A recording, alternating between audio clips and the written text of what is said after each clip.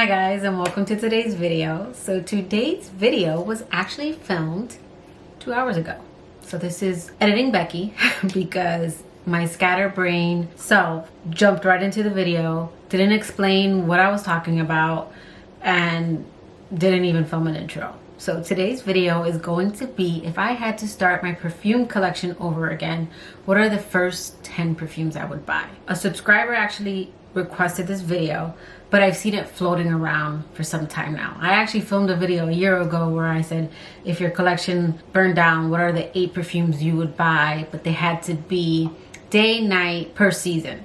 So I've seen different variations of this video floating around. Just know I didn't create it. But before I grabbed the first 10 I would repurchase, I wanted to see if I had time to grab perfumes. What 10 would I pick? And a lot of the perfumes that I actually grabbed, you know, in a frenzy are actually the first ones that I would repurchase again. But let's go ahead and get into the video.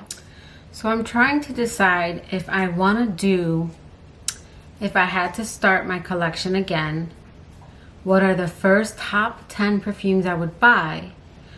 Or if I want to play a little game where I set my clock for 1 minute, what are the first 10 perfumes I would grab? Because I feel like that would be different from if you're giving cash and you're kind of scrolling. So let's go ahead and set that clock and let's have a little fun. Okay guys, so I had 1 minute and I couldn't decide, but I only managed to grab 8. I couldn't decide between my babies. There were a couple that changed, and the differences were these two. So I grabbed Flora Botanica because in my mind I just finally got the big bottle of this, and this is a top 10 for me, but it isn't the first one I'd run out and buy if I had to start over again, because in my mind I could always get it. It's still around at discounters and stuff, even though a lot of major stores have taken it off the site. But you can still get it, I believe, on the Balenciaga website. And you can still get it at discounters. But in my mind, I was like, oh my God, I just got that in my collection. So I grabbed this one. And then I grabbed this one because if I had to purchase my first 10, this isn't one I would purchase. But this was actually my one niche house that ever reached out to me and asked if they could send me a perfume. They sent out perfumes to a lot of smaller YouTubers, which I thought was very nice of the brand. So this is more because I was in awe when I got that email, and I was happy. You guys, I didn't even grab my wedding set. I grabbed this because, again, I guess I grabbed these because they're expensive. I just got this one, and because this has sentimental, like that's not my actual wedding bottle. That's actually away somewhere because I did keep it. Now, let's say the scenario is different. My perfumes are gone. I didn't get to grab any of them. I have a check to buy 10 perfumes that I want. This is going to be different from my 10 for life because I could always get those later. The first 10 I want, now that I've spent a year collecting, are very different from ones I would get later. I would definitely get ones that would fit a wardrobe. I would want something different for different occasions. So it's definitely different from my top 10. So let's go ahead and get into that part of the video. Off the bat, first one I grabbed, Jeulia. This was the first one I grabbed just because this is my favorite perfume in my collection. I know that it's a very popular perfume, but it isn't a perfume that I smell here in Orlando. It's gonna be my top 10. It's going to be the one I would grab, and it's going to be the first one I would purchase just because that perfume is versatile to me. It's one I could wear from day to night. It's just a very beautiful tart rhubarb lychee rose that I love. It's just a scent profile I really enjoy. So that's the first one I would get. So then in my wardrobe, I need girly scents. I need fruity florals. I picked 2 in this category. So the first one I picked was Meliora because it's unique. It's refreshing. It's a beautiful fruity floral. So this would just kind of cover that fruity floral that I love in a lot of my perfumes. Another one that I'm really loving the longer it sits. I know I've said that it's pretty but not worth the price or revolutionary, but I honestly would spend the money on it again. I just say that as a consumer, but the longer I have this perfume, is Soleil Lali. This is a very pretty fruity floral, but it is different. There's cardamom in here. There's also I don't know if it's milk. It's like tonic, but everything about this scent is soft. This is one that Dennis actually pointed out recently. I had it on and he's like, are you wearing something different? And I was like, no, I've worn this one before, but you've never noticed. And he was like, oh, it smells very clean. I think it's just the longer it's sitting, the notes are just blooming in the scent, and I absolutely love it. So this is definitely one that I would need back in my collection pretty quickly.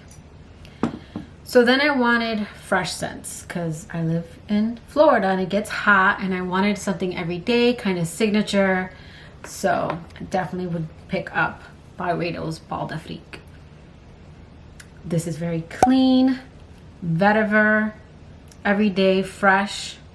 It is unisex. This isn't one that if you want to be overly feminine, a man or a woman can pull it off. I mean, a man or a woman can wear whatever they want, but this does lean very unisex in my opinion.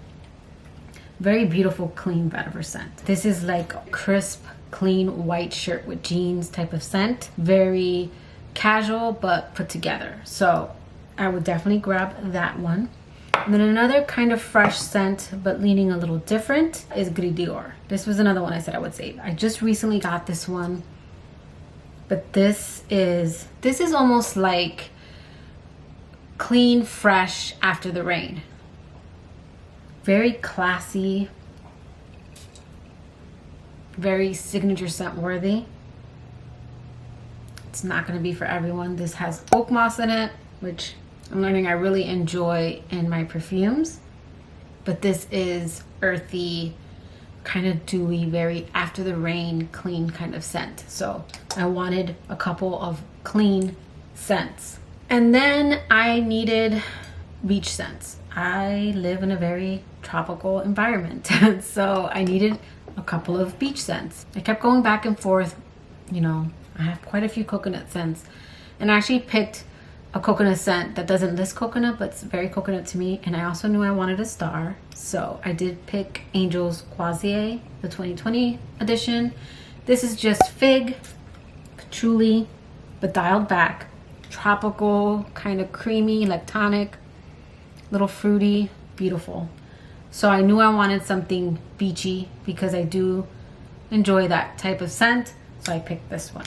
And then I wanted another one leaning beachy but in a different direction, so I grabbed Olympia by Paco Rabanne. I would definitely get the 100 ml if I had to start over again. Oh my goodness. When I smell this, I think of standing by the pier at the beach and the sun is going down. I've always said this is my golden hour scent. It's breathing in the beach air, but not fishy. The beach is empty, so you don't have all kinds of smells around you. It's just breathing in salty beach air. There's a slight sweetness in this, which I'm happy. I don't get a lot of vanilla in this scent.